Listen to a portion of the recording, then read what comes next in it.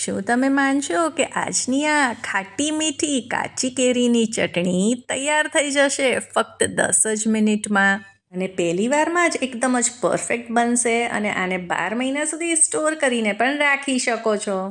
તો ચલો રેસીપી શરૂ કરીએ. અહીંયા મેં 1 નંગ અને વજનમાં 250 ગ્રામ તોતાપુરી કાચી કેરી લીધી છે.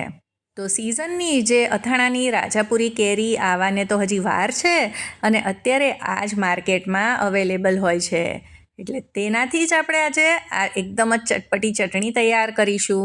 તો આને ધોઈ અને એકદમ જ કોરી કરી લેવાની છે.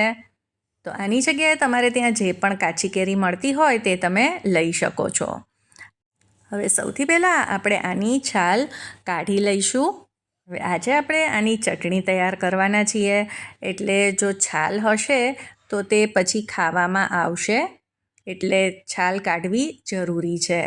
ગરમીમાં લૂથી બચાવે તેવું નવી જ રીતનું ડુંગળીની કચુંબરની રેસીપી પણ પુદીના લીંબુનું એવું સિરપ જેને તમે સ્ટોર કરી શકો છો મહિનાઓ સુધી. સાથે નવા જ મસાલા સાથે સરગવાનું નવું જ શાક અને દૂધનો એવો મસાલો કે જેનાથી તમે દૂધ, cold drink, basundi, rabri, kulfi, fruit salad કંઈ પણ મિનિટોમાં તૈયાર કરી શકો છો. બધી રેસિપીઝ પણ જોવાનું બિલકુલ ન ભૂલતા. આ બધાની લિંક ડિસ્ક્રિપ્શનમાં આપી દઈશ.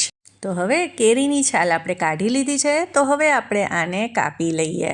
તો જો હું તમને આને કટ કરીને બતાવું તો આ એકદમ જ લીલી કેરી છે, અંદરથી જરા પણ પીળાશ પડતી કે પાકેલી નથી. તો 12 મહિના માટે જ્યારે આપણે આ ચટણી તૈયાર કરતા હોઈએ તો એ બાબતનું ખાસ ધ્યાન રાખવાનું છે કે આ રીતની એકદમ જ કાચી કેરી લેવાની છે. હવે કેરીમાં જો વચ્ચે આ રીતે થોડોક રેશાવાળો ભાગ હોય છે ગોટલાની આસપાસનો, તે કાઢી લેવાનો છે, એટલે જ્યારે આપણે ચટણી તૈયાર કરીએ તો તેમાં આ રેશા ન આવે. હવે કેરીને આપણે રફલી કટ કરી લઈએ. એકદમ જ પ્રોપર પીસ કરવાની જરૂર નથી, કેમ કે આપણે આને મિક્સરમાં જ પીસવાની છે. પણ બહુ મોટા કટકા ન કરવા, કેમ કે મોટા પીસ હશે તો મિક્સરમાં સરખી રીતે તે ક્રશ નહીં થાય.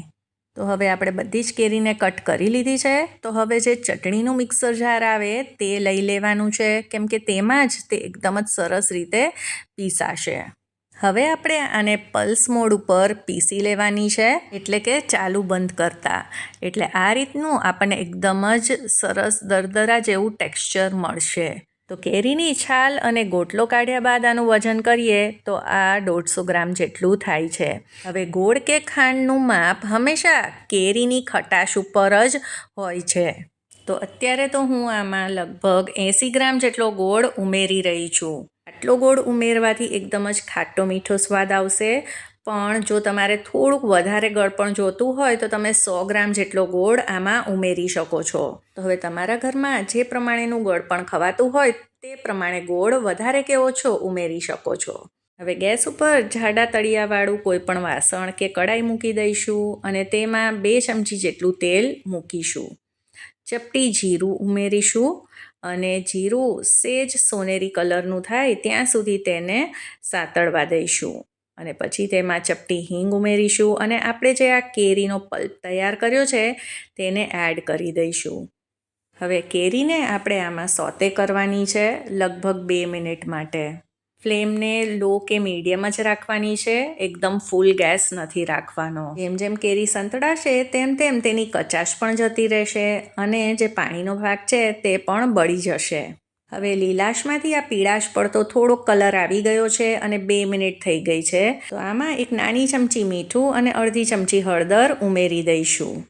અને હવે આને ફરીથી આપણે 2 મિનિટ માટે આ રીતે કૂક થવા દઈએ.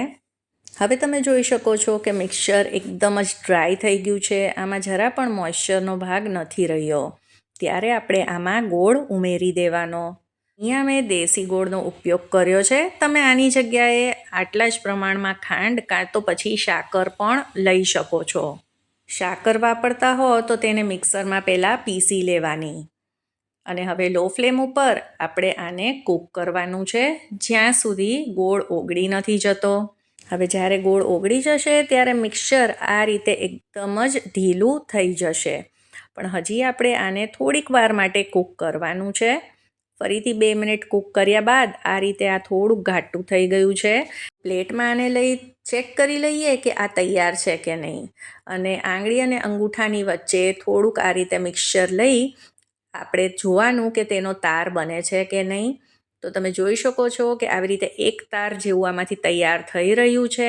એટલે આપણી ચટણી તૈયાર છે. હવે ગેસની ફ્લેમને બંધ કરી દઈશું.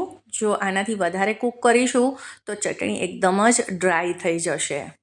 ગેસ બંધ કર્યા પછી આપણે 1 કે 2 મિનિટ માટે આ રીતે તેને ચલાવી રાખશું, એટલે તે જલ્દીથી ઠંડુ થઈ જાય. અને જ્યારે આ એકદમ આ રીતે નવસેકું થઈ જાય પછી જ આપણે આમાં લાલ મરચું પાવડર ઉમેરવાનો છે.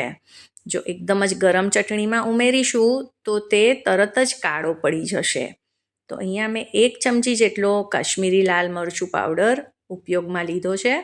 અને હવે બસ આપણે આ બધી વસ્તુને મિક્સ કરી લઈશું. તો જોતાં જ ખાવાનું મન થઈ જાય તેવી એકદમ જ લાલ ચટક આજની આપણી આ કાચી કેરીની ચટણી તો તૈયાર છે. આજની આ રેસીપી જો પસંદ આવી હોય તો તેને લાઈક કરજો, શેર કરજો અને ચાર્મીસ ગુજરાતી રસોઈને જરૂરથી સબસ્ક્રાઈબ કરજો.